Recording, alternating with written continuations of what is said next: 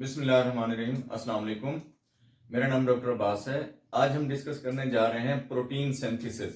Cell के अंदर एक बहुत ही इंपॉर्टेंट प्रोसेस है प्रोटीन सिंथेसिस का, जो कि ये प्रोटीन पैदा होती है फिर डिफरेंट फंक्शन सेल्स के परफॉर्म करती है। तो इसके लिए पहले पहले हम देखेंगे कि हमें कौन कौन सी चीजें या कौन कौन से स्ट्रक्चर्स या कौन कौन से इंग्रेडिएंट्स हमें चाहिए हैं प्रोटीन सिंथेसिस के लिए। फर्स्ट ऑफ ऑल हमें डीएनए चाहिए है, ठीक है। डीएनए से ही फिर आरएनए बनते हैं, जिसमें आ जाता है एक मैसेंजर आरएनए या एमआरएनए कहते हैं उसको, ठीक है। उसके बाद आ जाता है ट्रांसफर आरएनए या टीआरएनए कहते हैं उसको। उसके बाद आ जाता है राइबोसोमल आरएनए, ठीक है, या आरएनए कहते हैं इसको, आरआरएनए, ठीक है। तो ये चीजें हमें डीएनए में चाहिए हैं, यानी कि ये डीएनए से तकरीबन सारी चीजें ये पैदा होती हैं, ठीक है। उसके बाद हमें क्या चाहिए है, एक पॉलीमरेज एंजाइम एक होता है, ठीक है, पॉलीमरेज एंजाइम, ठीक है, ये हमें चाहिए होगा। ये क्या करेगा, बेसिकली जो हमारा डबल हेलिकल स्ट्रक्चर होता है डीएनए का, यानी कि ये इस तरह अगर हम इसको कहें तो ये डबल हेलिकल स्ट्रक्चर है हमारा, ठीक है। तो इसको यानी कि ये एक कॉइल्ड फॉर्म में है। यहां पे अगर इतना सा पोर्शन हम इसका ले लें तो ये इसको इस तरह अनवाइंड कर देता है, ठीक है, इस पोर्शन को अनवाइंड कर देगा। अनवाइंड करके ये फिर पूरा स्ट्रेट हो जाएगा हमारे पास, ठीक है। ये पोर्शन हमारे पास स्ट्रेट हो जाएगा, ठीक है। फिर इससे क्या होगा कि इसकी फिर हम ट्रांसक्रिप्शन करेंगे, वो आगे मैं आपको बताऊंगा अगली वीडियो में कि जब हम प्रोटीन सिंथेसिस की डेप्थ में जाएंगे तब ये प्रोसेस बताऊंगा। फिलहाल आप इतना समझे, पॉलीमरेज एंजाइम जो है वो यहां पे आके अटैच होता है, तो प्राइमर एक एंड होता है, वहां पे आके जब अटैच होता है तो ये अनकॉइलिंग ऑफ डीएनए कर देता है, ठीक है।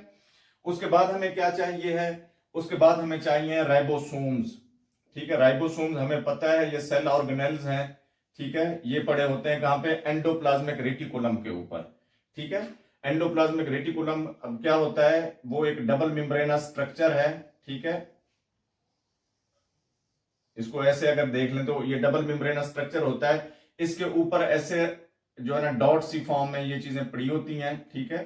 तो ये इसको रफ अपीयरेंस देती है, जिसके लिए इसको कहते हैं रफ एंडोप्लाज्मिक रेटिकुलम, ठीक है। अगर इसको हम ब्रॉड टर्म में देखें या बड़ा करके देखें तो एक इसका होता है स्मॉल सब यूनिट, ठीक है, इस तरह का, ठीक है, ये ऑलमोस्ट 40s का होता है, ठीक है। एक होता है लार्ज सब यूनिट, ठीक है, ये होता है इसका लार्ज सब यूनिट। ये पूरा राइबोसोम है हमारे पास, स्मॉल सब यूनिट, ठीक है, और ये क्या है, लार्ज सब यूनिट, ठीक है। इसके अंदर तीन पोर्शंस होते हैं, ठीक है।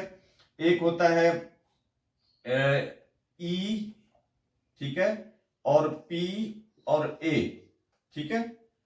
ये तीन पोर्शंस होते हैं इसके ऊपर, वो हम पढ़ेंगे नेक्स्ट, इन पोर्शंस का क्या काम है, ठीक है। फिलहाल आप इसको इतना अंडरस्टैंड करें, ठीक है। उसके बाद क्या होता है, उसके बाद हमें चाहिए होते हैं अमाइनो एसिड्स, ठीक है, प्रोटीन बनाने के लिए अमाइनो एसिड्स हमें चाहिए होते हैं, ठीक है। ये सारा स्ट्रक्चर जो है ना, ये आप लोगों को मैं बेसिक जो है ना इंफॉर्मेशन दे रहा हूं इसके ऊपर, ताकि हम ये स्पाइरल टाइप में, यानी कि स्पाइरल 1, स्पाइरल 2, स्पाइरल 3, फिर जो जो हम स्पाइरल बढ़ते जाएंगे आगे तो ये जो है ना डेप्थ में हम जाते जाएंगे।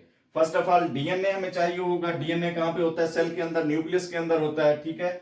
उसकी फिर पॉलीमरेज जो है ना एंजाइम से क्या होती है, अनकॉइलिंग होती है, ये एक स्ट्रेट फॉर्म में आ जाता है, ठीक है। फिर इससे क्या होता है, स्ट्रेट फॉर्म के ऊपर डीएनए बनना, आरएनए बनना स्टार्ट हो जाता है, ठीक है। वो हम आगे पढ़ेंगे कि आरएनए कैसे बनता है इससे, ठीक है। आरएनए फिर जो न्यूक्लियोपोर, मैंने आपको पहली वीडियो में बताया था कि सेल जो न्यूक्लियर मेम्ब्रेन होती है उसके अंदर पोर्स होते हैं, तो वहां से फिर वो सिंगल स्ट्रैंडेड आरएनए निकलता है बाहर।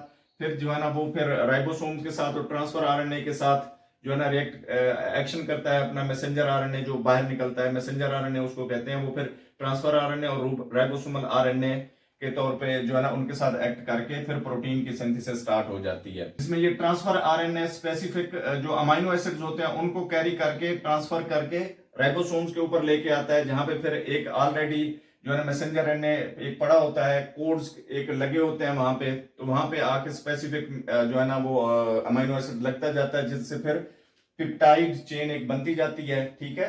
पिप्टाइड चेन क्या है, दो अमाइनो एसिड, ये एक अमाइनो एसिड है और दूसरा ये अमाइनो एसिड है, जब ये आपस में एक बॉन्ड बनाते हैं तो इसको पेप्टाइड बॉन्ड कहते हैं, ठीक है।